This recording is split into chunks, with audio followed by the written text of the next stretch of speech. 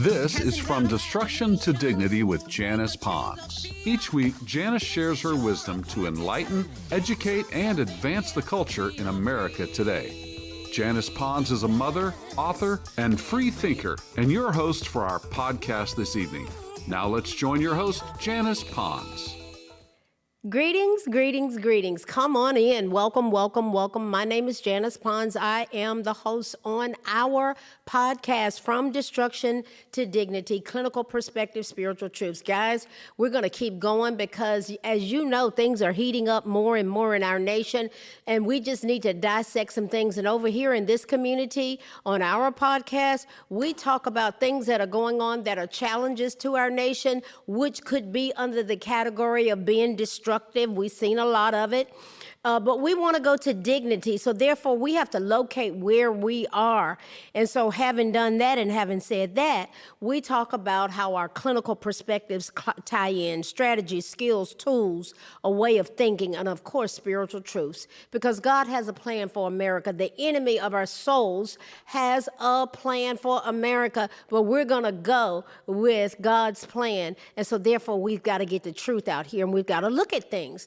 And so we've been focused on a specific path related to gaining a clearer understanding regarding how our nation works, how it's structured. We've got a flag behind us there. We've got a presidential seal to remind us to pray for our fellow Americans, to pray for our president, his cabinet, his family, their families. We know that there has been a struggle in our nation. We had I always like to keep in mind the 78% of working Americans who were living paycheck to paycheck, barely making ends meet in 2024. So here we are coming up on 2 years later that we're still talking about that. That number's gone down to about 65%, and we're believing that it will continually go down. There are a lot of dynamics, but we want our nation to do well. And guys, y'all know me. I care about America.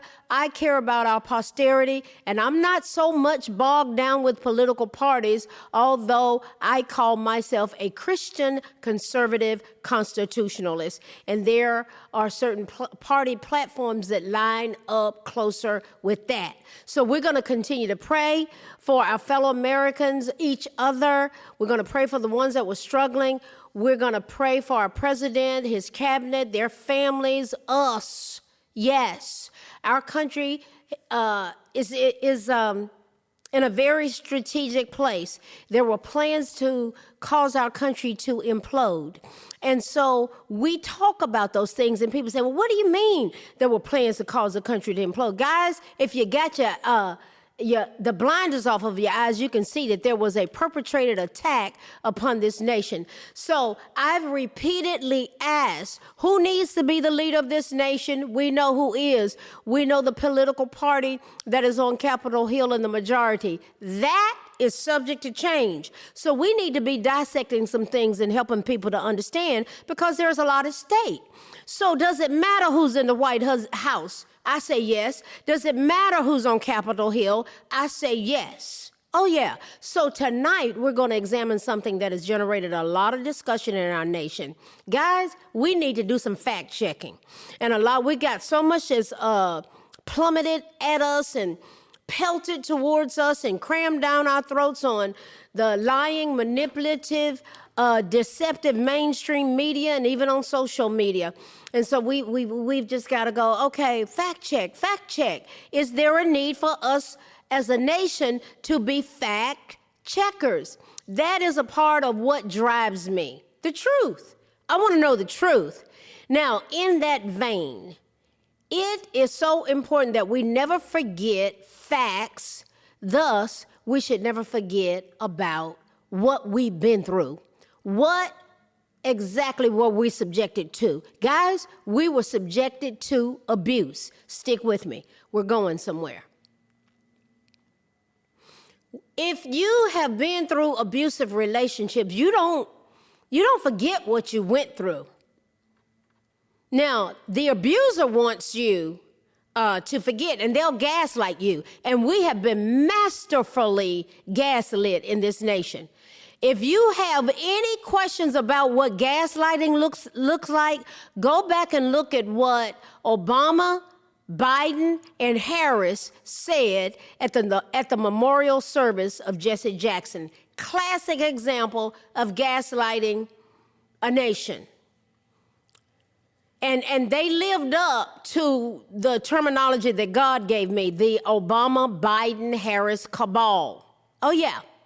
So just listen to what they say. That's gaslighting to the T. So the truth is important. If we forget about facts related to abuse, guys, we'll forget from whence we have come, and we'll forget about where we're going. We don't ever need to forget about the abuse. It's not that we're camping out at it, but we need to remember, if we are the direct victims of abuse, it's important to remember who perpetrated the abuse upon us and to remember exactly what they did and why did they do it. What was their modus operandi? Why did they do it? I mean, seriously, do we go back to them to willfully let them do it again? Many do, and it can cost them dearly. Think about it. That's what happened down there in that situation in Shreveport, Louisiana. Oh, yeah, there was abusive. This was an abusive situation. And reportedly, that man told that lady that the wife, that they were supposed to be going to divorce court or proceedings the next day before he took the life of all his children and then shot her as well. And the girlfriend, he had reportedly told her that if she ever tried to leave him, that he was going to take her life and the children. And we know the outcome of what's happened. That's a whole other dynamic that I'm going to be the dynamics thereof related to all of that. I'm going to be dissecting that on my platform because there's so much to glean from that. But that's abuse. The epitome of abuse is to take someone's life, and what a sad commentary. So my fellow Americans, and so, okay, this just hit me. Have Americans lost their lives as a result of us being subjected to abuse, of us being gaslit? Have Americans paid the ultimate price in terms of them losing their lives because of what we were subjected to regarding illegal immigrants that were in our nation, the Laken Rileys and the people such as that have literally lost their lives? Why? Because we were subjected to an abusive system, a negligent, abusive system. Think about it. My fellow Americans and my brothers and sisters, we must never, ever forget the Democrat Party's unrepentant legacy of yesteryear. To be quite honest, I've never, ever heard them take responsibility for it. Never. From maintaining slavery, Civil War Confederacy, the triple K, there's a letter K, triple it, terrorizing both white and black Republicans, that's a part of our history, lynching both white and black Republicans if they would not renounce their ties to the Republican Party. That's when the KKK started. I tried to stay away from the three letters, but hey, they're a part of history. They started in 1866 with the express purpose to terrorize black Republicans who were a part of the political process. The Republican Party opened their arms. They started in 1854, opened their arms to black men being a part of the political process. Oh yeah, to black people, but it was the black men that had the right to vote with the 15th Amendment, and not one single Democrat voted for the 14th or the 15th Amendment. Let me go on. Guys, we don't need to forget about. We need to remember Jim Crow segregation in the South, which Nazis applied to Nuremberg laws, where they segregated the Jews. We need to remember history. The de facto segregation in North, Northeast, and the West, Hollywood, with their unions that they had, housing, schools, banking, and movies dehumanizing and having a characterization of black citizens and neighbors as what? Minstrel buffoons. We're just talking about history here and what went on, and it's a backdrop of framing some things. Stick with me.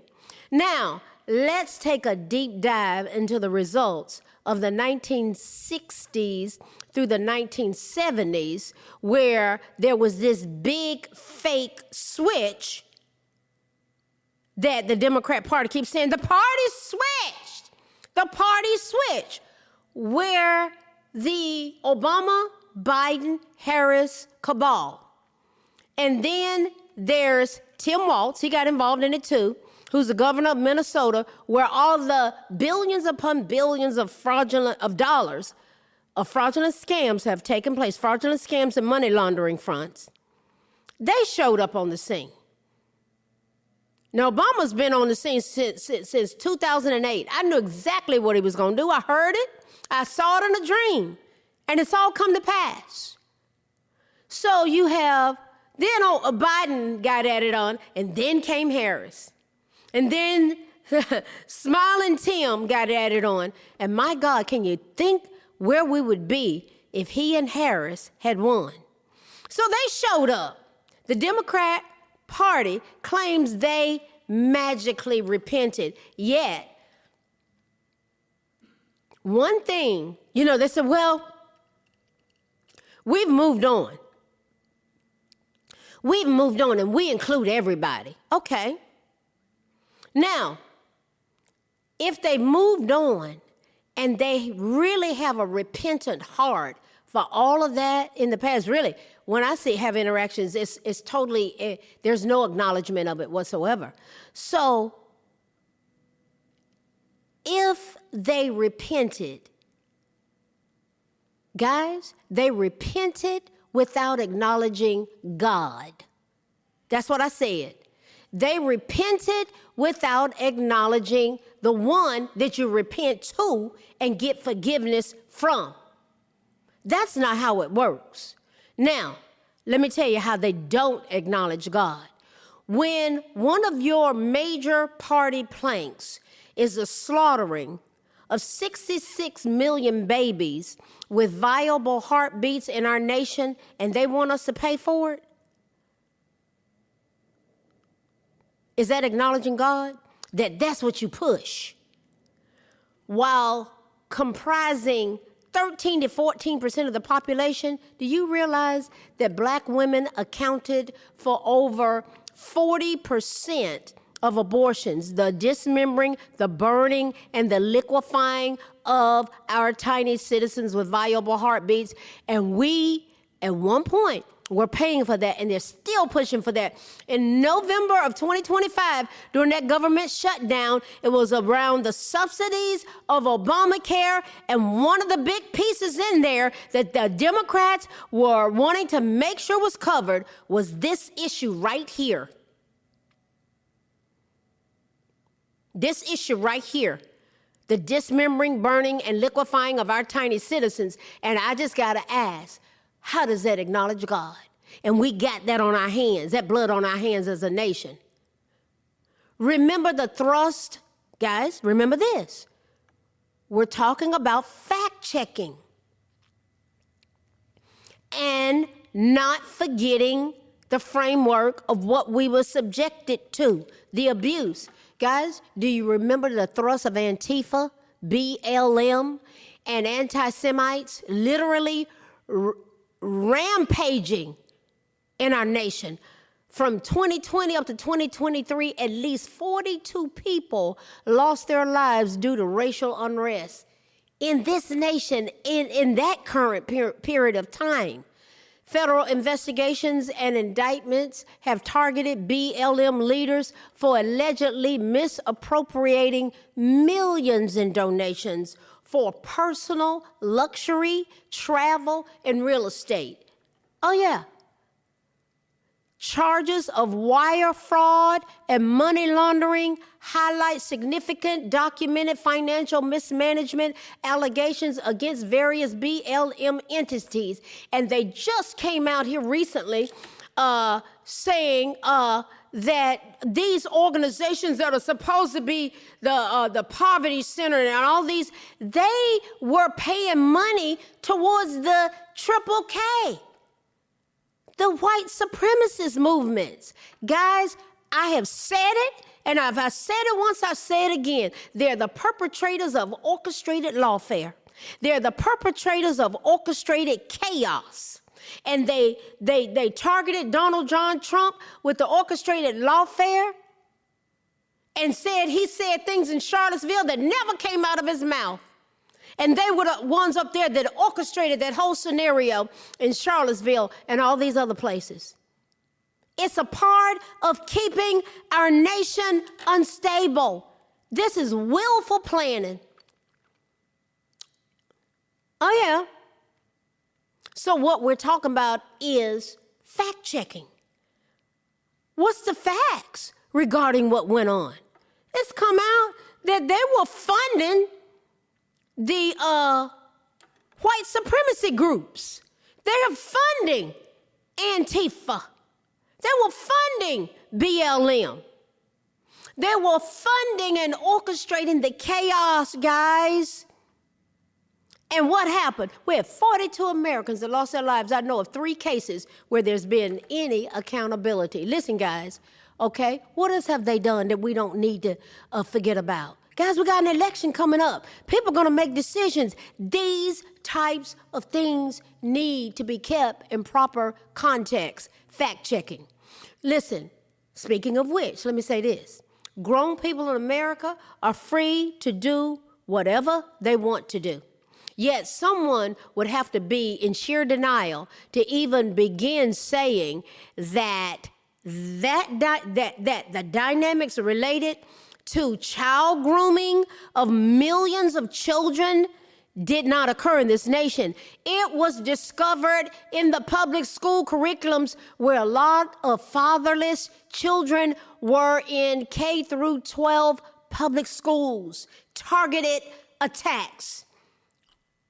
Bullseyes being on the backs of our children. Many of them were stuck there in those schools why? Why do I mean? Why do I say that?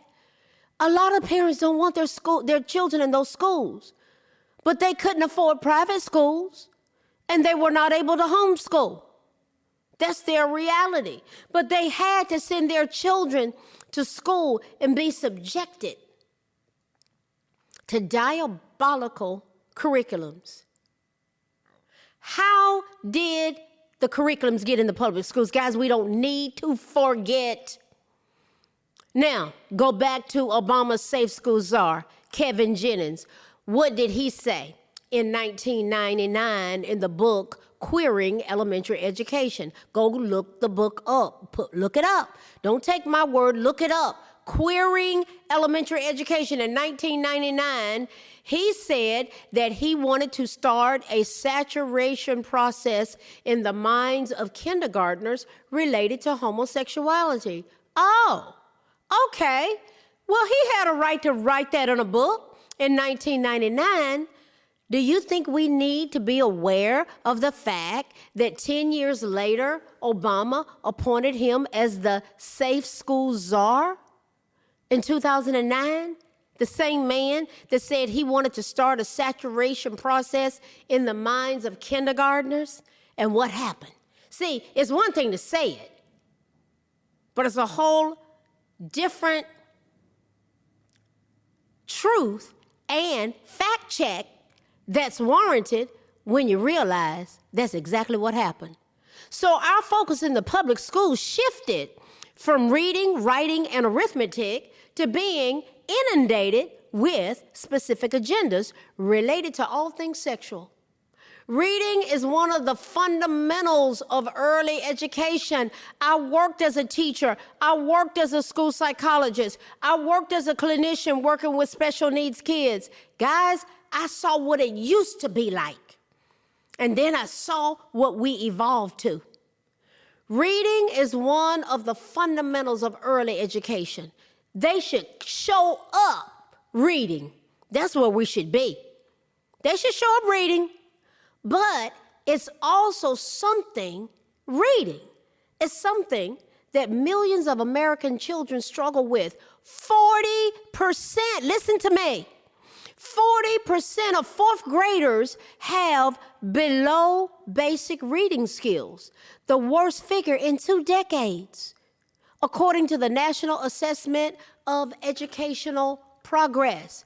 Data shows a severe literacy crisis, not an inability to learn. Do you hear me? There's not an inability to learn. It's a severe literacy crisis. According to the National Center for Education Statistics and other reports about, now listen to this is a shame. And boy, if I ever was in a national leadership position, guys, I know exactly how to go to the core of this because I did it on a micro level. We need to do certain things on a macro level, a large scale level. About 80 to 85% of black fourth grade boys in our nation are not proficient in reading. By 8th grade, only 10% may be proficient. Do you hear me? 80 to 85% of black boys, but across the board, there's problems with fourth graders. But 80 to 85% of black fourth grade boys, that's high, guys. They aren't even proficient in reading. That is totally unacceptable to me. My son was knowing how to read when he was 2 and 3 years old. Why? There were specific things that were done in the home, and it was just taking a segment of time and just doing certain things over and over and over again. What would happen if we did that as a nation? What would happen if we did that as a nation? We're going from destruction to dignity, guys. We are going from destruction. I prophesy that in this nation, we are going to go from destruction to dignity before God takes us out of this place. Oh, yeah, we're going to glorify him because we got to do something different. It's all about structure. And we've been all over the place, and it's been willfully orchestrated by this cabal. And it needs to be called out. This needs to be called out. This abuse of how they perpetrated us and how they set our boys up. These black boys, 80 to 85% of them, and 40% of fourth graders overall in our nation. That's a crying shame. And it's subject to change. Am I talking to anybody? I'm fed up with it. And I know some answers. Many say this stems from systemic issues, including economic disadvantage, school funding disparities, and lack of specialized instruction rather than inherent capability. I agree that it's not related to inherent capability. I totally agree with that. It is related to the lack of structure in homes and the lack of parental involvement in the educational process. That one factor is the number one factor connected to academic success of children. When I was a school psychologist, I brought those parents in from the projects. I taught them how to have a successful parent-teacher conference, to be actively involved in the educational process of their children, talking about who, what, when, where, how, and why. Guys, and we got the media and music and all these crazy diabolical agendas cramming all this other junk down our throats. Guys, then we can't forget about the abuse. I'm dissecting this thing. Fact check. What are we confronted with? What is the truth about what has been perpetrated upon us as a nation? The focus with child mutilation versus reading, writing, and arithmetic, and in school, our taxpayer dollars paying for, well, you know, there's no such things as girls and boys. You can a pelican. You can just be anything you want to be. Oh, you're an animal? Go over there and use the bathroom over there on that little pad. Call this stuff out. Call it out. It's from the pits of hell. The focus in our schools on child mutilation versus what? Reading, writing, and arithmetic has cost our nation direly. Guys, somebody's got to talk about this stuff and expose it and bring answers to the table. Who would have ever thought that the focus would be on teaching kindergartners how to pleasure their bodies and be told that there was no such thing as doing it too much in one day? Who would have ever thought that our taxpayer dollars would be remotely connected to that? Guys, that's a fact check. Families have been spiritually demolished by left-wing feminism and welfare handouts, discarding dads from the home, resulting in approximately 34% of Hispanic and 70% plus Black children being in fatherless homes, unmarried to the mother. Remember how LBJ, Lyndon Baines Johnson's Great Society, set it up that a man could not be in the home for a woman to get welfare and to get food stamps, to get help. Prior to that, 82% of Black homes in America had a man and a woman present, and that was during the days of Jim Crow that I lived through. Countless children graduating as illiterate within Democrat Party operated K through 12 public schools located within Democrat Party governed neighborhoods. Check it out. I'm not making this stuff up. This is fact check. Fact check. And not forgetting what was done to us. Never forget the unrepentant, relentless legacy of racial idolatry and Black fetal genocide of the Obama, Biden, Harris cabal, all sponsored and pushed by the Democrat Party. Guys, we're talking about policies. They have a culture of death connected to them. Had the nerve to have an abortion truck at the DNC convention in 2024 and just smiling like it was a badge of honor. Now, with Kamala Harris talking loudly about possibly running for president again, never forget the three major party platforms promoted by her, because we're going to hear more and more and more and more. The dismembering, burning, and liquefying of our tiny citizens. Medical issues is one thing, of the mother, the child, that's one thing. And if someone's body was accosted, that's one thing. But we're talking about birth control. It's a form of birth control. Up to 9 months. And you even had some politicians from the Democrat Party talking about once the baby had even come out, that if the mother didn't want it, it was still okay to do it. Then another part of her, it was 3 things that were a major part of her agenda. And they're gonna go right back to the same thing. Biological men being in the showers of women in the military and in our schools.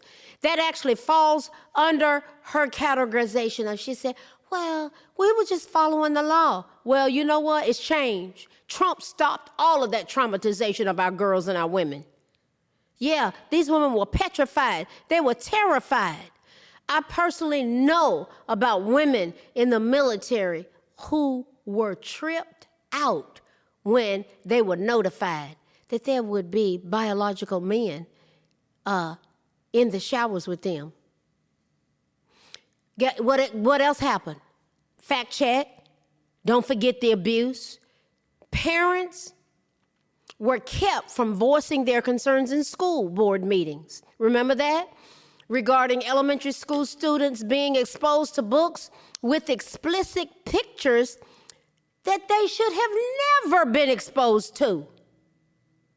showing the motion of this, that, and the other, right there in elementary school students' books. Someone told me that in one school system, 8-year-old boys were sat in a circle and taught how to take their hands and, that's right, finish the sentence. Sit in a circle and taught them what to do with their hands related to their bodies. Right there in a school, part of a lesson, showing them how to do it. I heard myself back in 2024, the actual video used in the public school classrooms, where elementary school children were told specifically, there's no such thing as doing this too much in one day. Guys, 11 and 12-year-olds were taught how to take their fists and what to do with it regarding somebody else's body. Guys, all of that was a part of the curriculum that our taxpayer dollars were paying for. The Obama, Biden, Harris cabal. That administration labeled parents who spoke up as domestic terrorists, literally calling them that. Parents have been put in jail. Parents had their children taken away from them for trying to protect their minor-dependent children. Kamala was complicit in jailing parents related to truancy in California. Guys, there's another solution related to all those kind of dynamics. And then we got to remember this. Never forget that we were paying for the health care, the housing, the food, the monthly money card, the child daycare of illegal immigrants, which included 13,099 felons who were roaming our streets, who were guilty even of homicide. And there were 2,521 felons convicted of kidnapping and of sexual assault, accosting people's bodies. Guys, do you remember when 10,000 were coming in one day? They were just flooding in through Texas from Mexico. But now, President Trump met with the president of Mexico, and she has troops on their side of the border taking care of it. So the border issue is taken care of. We've gone 11 straight months with nobody being let loose into our country from that border. 11 straight months. Did you hear me? But we need to remember what was going on. We need to fact check it. We need to remember the abuse. Now, here's the deal breaker, or at least it should be. Who was the border czar as those people were coming across our border illegally? Kamala Harris. Now that they're talking about her running for president again, we need to remember. Moreover, can you or I, as an American citizen, walk the streets if we were convicted of homicide? Al Sharpton, you know what he did? He compared Kamala to Queen Esther. Please sit down and take several seats. Guys, then there's the history that leads us up to where we are now. We're talking about the truth being revealed. If we ever use basic logic and deductive reasoning, we're going to be much better off. I just remember that after Obama scolded, you remember when he scolded black men for not supporting Kamala? She subsequently came out and said, well, we're proposing to give black men a loan so that they can have a business that sold weed. Selling weed is one of the #1 problems in the black community. She didn't give them any other choice. What an insult. Let's just set them up to sell weed. Choices. Just think about this. The Trump accounts on Independence Day, they're going to drop on Independence Day. The choice is to start your own business when you're 18. Use the money to pay towards college or trade school, or use it for a down payment on a house. Has that ever been done in Janice Pond's lifetime? Nope. No. It's not offering money to sell weed, down payment on a house, pay on your college or trade school, or start a business. You don't hear one thing about being connected to selling drugs that fosters addiction.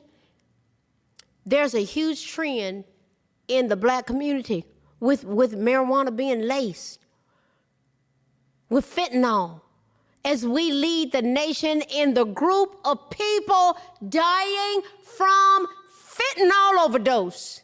Then there's the history of the party that so many defend. What history? Slavery, Indian removal, broken treaties, Trail of Tears, segregation, Jim Crow, lynching, the Triple K,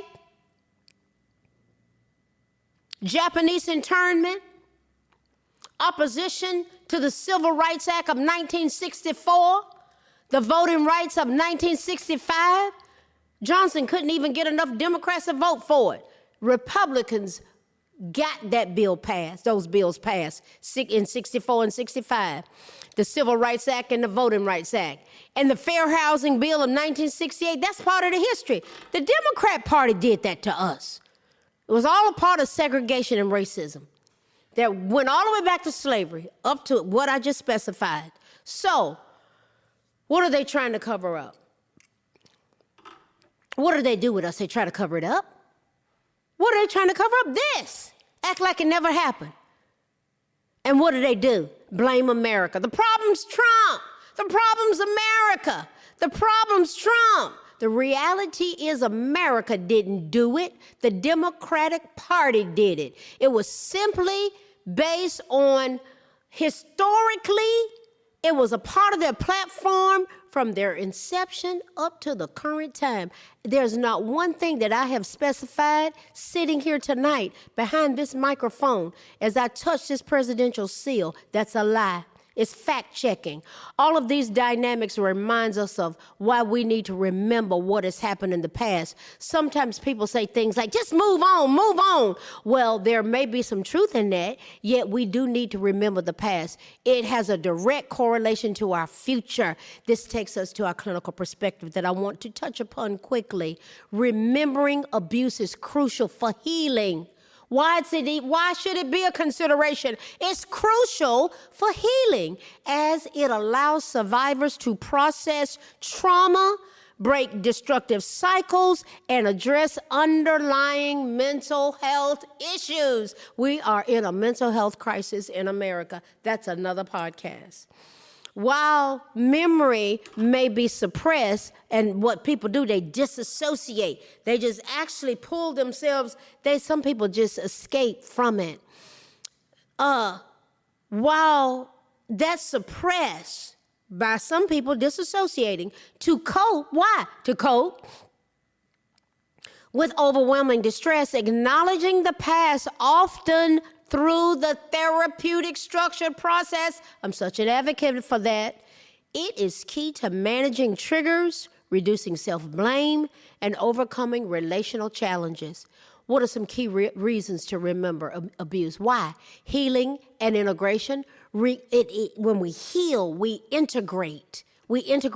Recalling suppressed memories. Sometimes that's what people are doing. They're acting out what they have not processed out, what they have not worked out.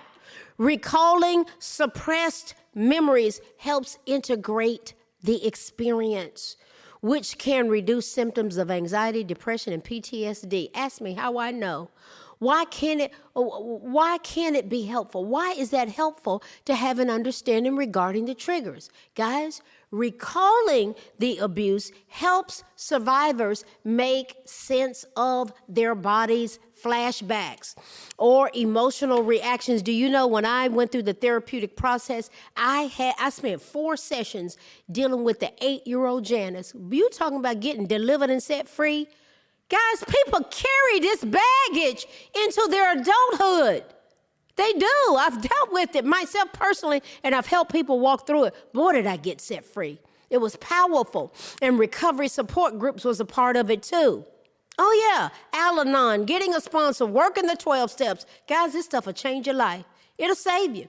It'll help you. It's the the renewing of the mind. Be ye transformed and changed. How? How? By the renewing of your mind. Your mind is a part of your soul. Your mind, your will, your emotions, your intellect, your drive, and your desires. And we're surrounded with people that are just bogged down in their minds. They've never gone there, and they act it out. Recalling the abuse in a structured, safe setting and working with someone that knows how to process you through that stuff, it helps survivors make sense of their body's flashbacks or emotional reactions triggered by current events, allowing them to manage their reactions and feel less powerless. Listen, breaking cycles can be a crucial part of someone's recovery. Remembering allows individuals to understand and change unhealthy, reenacted behaviors in relationships, such as self-blame or pursuing harmful partners and violating boundaries. Guys, we're surrounded with this kind of thing. And some of you may be challenged with it. I used to be, not anymore. I dealt with it. But you got to do the work. Excuse me. You got to do the work. But boy, the benefits are amazing. Then we have medical and psychological care. Identifying childhood trauma is essential for treating chronic physical health problems such as fibromyalgia, chronic fatigue, mental health issues, ensuring appropriate trauma-informed care. While remembering can be painful, what does it do? If we remember and deal with it, it often brings relief and allows survivors to reclaim energy previously spent on suppressing the past. This is where the power of the therapeutic process comes in. The power of dissecting things can be so life-changing, guys. It can be. I don't want to ever forget what happened historically from a political perspective. Do you know why? Because I don't want to partner with a movement that perpetrated the abuse and that currently still promotes a culture of death, destruction, and chaos. What have we looked at tonight? Fact-checking.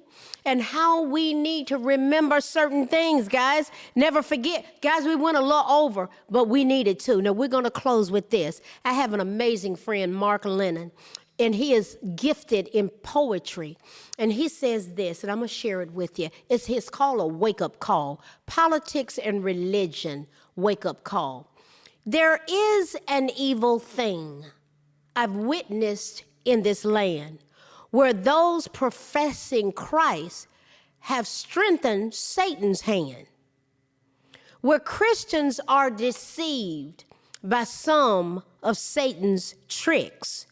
They've turned their backs on Christ and called it politics. When babies are daily slaughtered and marriage redefined, and the mention of Christ's name is called a hateful crime. The church has turned her back. And how can such things be when this evil is so blatant to a sinner just like me? Search the scriptures closely. I think that what you'll find, it's darkness some men love, while others are just blind. With deception and divisions, with murders, lies, and thefts, Scripture points them out as being on the left. When Christians cast their lots with all that these men do, then Christ, the righteous King, is crucified anew. Where Christians quickly fall for all of Satan's tricks, my Christ betrayed again in the name of politics. But when the Savior comes and justice is let loose, because we have the scriptures, there will be no excuse. The scriptures have been calling for years to one and all. The King will soon return. This is your wake-up call. Guys, I will see you next week. Good night. Thanks for listening to this week's episode of From Destruction to Dignity with Janice Pons. Janice's mission is to provoke thought, bring awareness, and point people towards intervention when needed. As a reminder, this show is not therapy, but for educational purposes only. For more information, check out JanicePons.com or follow her on social media. We are one power, strength is ours, liberty, been set free, education, affirmation, dedication, information, revelation.